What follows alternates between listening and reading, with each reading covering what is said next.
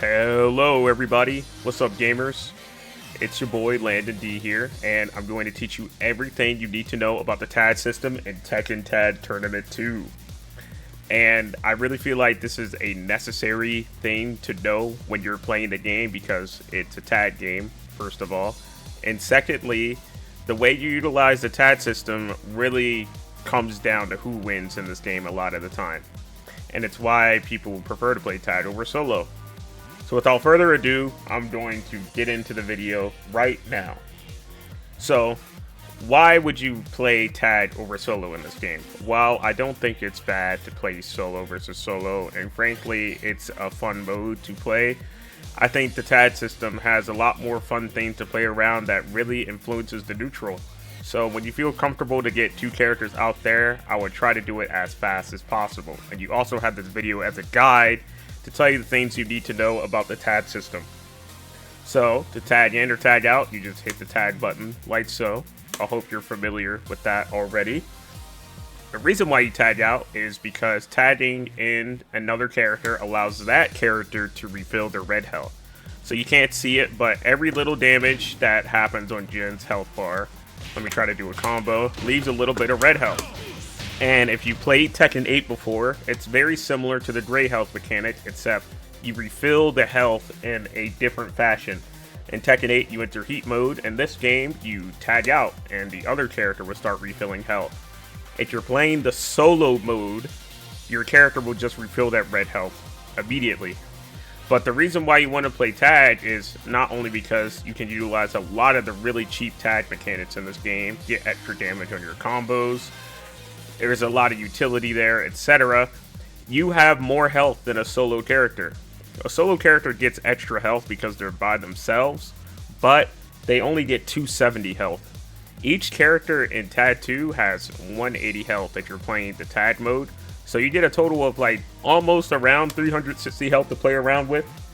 Though, if one of those characters reaches 0, you lose the round. So the game is about trying to maximize and minimize how much damage you take by, okay, you took a couple pokes damage, find a place to raw tag. And that gets me to how you want to tag out. And this is one of the most important things. You need to know this, and if you're going to play this game. So tagging in and out takes 45 frames for you to block. 45 frames. See, I tag in, block. That's how long it took me to block, right? But you're able to do attacks faster than you can block. So, technically this is 45 frames until I'm able to move again or block. But I'm able to attack faster than I can block when I tag in and out. And this is how you're able to easily tell who plays this game and who's just on it just for the vibe. Is if they understand how to cancel their tags like this, or who's tagging out to refill their red health and their top of their screen, or health bar at the top of the screen, whatever. So you can attack 15 frames faster than you're able to block. So there's like a full down forward 2 where I'm not able to block there. And there's a lot of different moves you can do it when you tag cancel like that. You can come in and do that. You could come in and shoulder, and a lot of different characters have things they can do, and I can show you those a little later that are a little fun. But right now I just want to get the little informational stuff out of the way. When you tag in and tag out, you're also in a running state like this, so you're able to perform running moves, do running cross chop, running 3 with law, etc. And every character also has a universal tag in and tag out grab, regardless of the team. If you press 2 plus tag, like this, it'll do a 2 throw, and it tags out your character. If you really need to find a place to tag. And it will always be a 2 throw for the universal one, and it deals red health damage to the other person. Anytime you'll do like a tag thing like that, it's gonna do red health damage. Now, that gets me into ways you need to tag out, because you really don't want to just raw tag, right? You really want to find a safe spot that you can tag out, and you'll probably have to land a throw or get some type of launcher sometimes to tag out. You're gonna have to be very lucrative when you tag out sometimes. You're gonna have to make them think about something else. So that gets me into other ways to tag out, which is tag buffer. So if you go on the command list of your character right now, if you're in practice mode, or if you're not, you'll see a little mark. It's like a red square with a left arrow and a right arrow. And those are launchers that allow you to tag out off of them. And when you tag out like this, let's say I do laws while standing 2 and tag out, it'll tag out another character. Now these moves are actually really important for playing the game, and some characters have stronger tag bufferable launchers than others. When you land this and Paul comes in, let's say Paul comes in and does a combo, and you look at Jin's health bar, he is taking red health damage. So any damage he takes after he gets hit by a tag bufferable launcher is just going to not be able to be recovered. So that's something you really got to watch out for. You don't want to eat like a whole red health damage combo, because you're not going to be able to recover that health. Those hurt to get hit by. So you're brawling a lot in this game, and sometimes rounds go to timeout just because characters are just conserving their health like really well while we're fighting. So we've learned about tag buffer, tag cancels. I had to get tag cancels out of the way. The most popular tag cancel you probably want to do is up back jab. Everybody can do this. That's something you have to know. I know it's a little bit convoluted how I explained that earlier, but you really need to cancel your tag in, and don't do the Scooby-Doo slide. If you're running and you tag, you'll do the Scooby-Doo slide, you are probably dead on the next tag in. Like, that is super easy to react to. This game's combo extender is bound, and it's from Tekken 6. That's when it was added. And it allows you to extend your combos. In Tekken 7, it was Screw. In Tekken 8, it's Tornado. This game is bound. If you hold the tag button when you're doing a move that's a bound, the other character will come in and they can do any string or any type of move they want.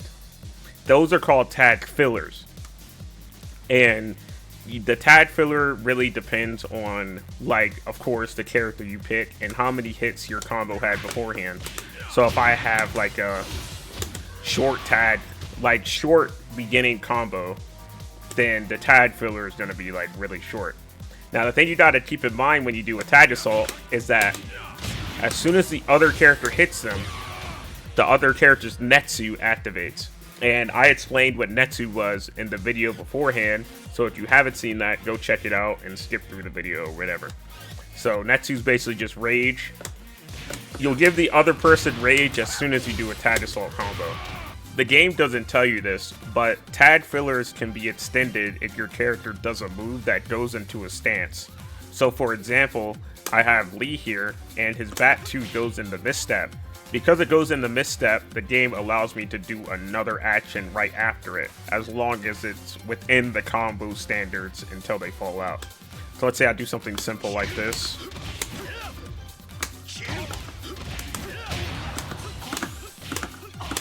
I can Bat 2 over and over and over again. Or let's say I try a specific sandwich combo like this.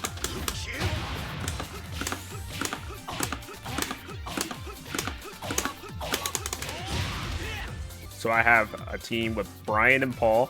Since Bat 2-1 cancel, that technically counts as a stance. I'm able to do Bat 2-1, double knees as a tag filler. So here it is. Like that.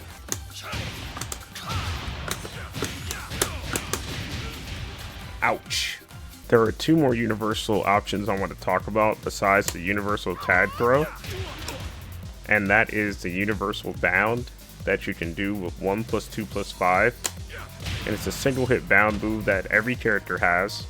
It's not really good as a button because it's launch punishable, but it has a lot more range and a lot of single hit bound moves. Also, if you hold down the tag button while the other character is doing a tag assault, they will automatically do a tag filler, no matter who it is. It won't be the best tag filler, but it'll be something if you haven't come up with an optimal damage one yet. And you press the generic tag button like this, 2+5. The other person will do a tag crash like this.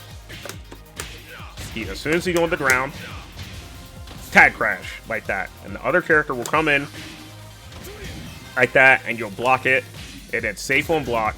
I believe it's -4. Don't quote me on that, but it's safe.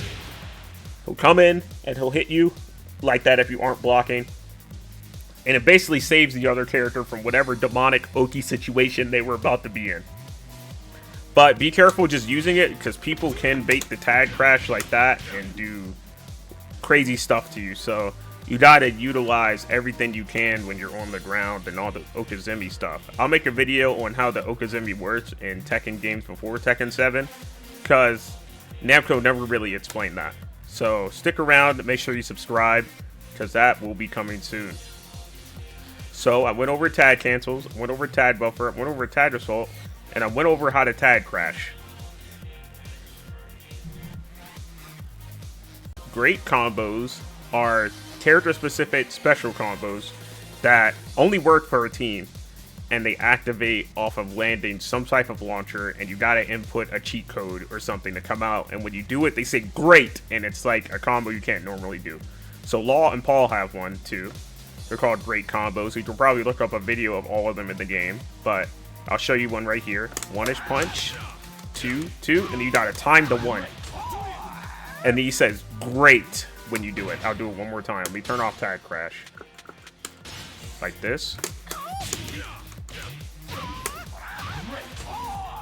Like that. Just a little fun Easter egg combo like that comes off of his launch punishable mid launcher. There's a lot of fun character specific tag cancels that allow people to kind of cheat their way into tagging in and out, or getting a safe raw tag in. So like I explained beforehand, you're able to attack faster than you can block when you raw tag. Right now I have the gym bot set to do a jab and to a delay 442 to punish my tag in, like that. If you have a character that has a move that has auto block in it, like let's say Elisa's taunt or Miguel's laugh that allows you to block right after it, you're able to tag in and then do that move and block earlier, around 15 frames, since the full tag in until you can attack is 30 frames. And you can't block until the 45th one. So you'll tag in, do her taunt like that, and you'll be able to block. Same thing with Miguel. In order to beat that, you're just going to have to either guess what they're going to do when they tag in and hit a huge bat turn punish, or hit an unblockable. But you're still able to punish them. They're tagging out and you hit them really early. It's just a lot harder. That pretty much covers most of the surface level information of the tag system that you need to know. Some little tips to send you off on. Please make sure you're always watching your health bar as much as you can. Conserving that health threshold is really what separates people from being good and great at this game, is utilizing the tag system and conserving your red health and knowing when to tag buffer and not giving the other person rage and stuff like that. You have 360 health total, so if you just let one character die, you're really wasting out on like a lot of health you could use. A lot of people say things like, oh, there's too much damage in this game. Well, it's a lot of damage if in the right spots, but if you are playing safely and conserving your health properly, you're not going to take a lot of damage just randomly, especially if you're just moving around. And also 360 health is a lot. While people have to say, wow, you took half health from that combo, in reality you can just refill the health and switch to another character. But sometimes you're not going to be able to do that. So don't be afraid to tag crash if you're in a bad situation.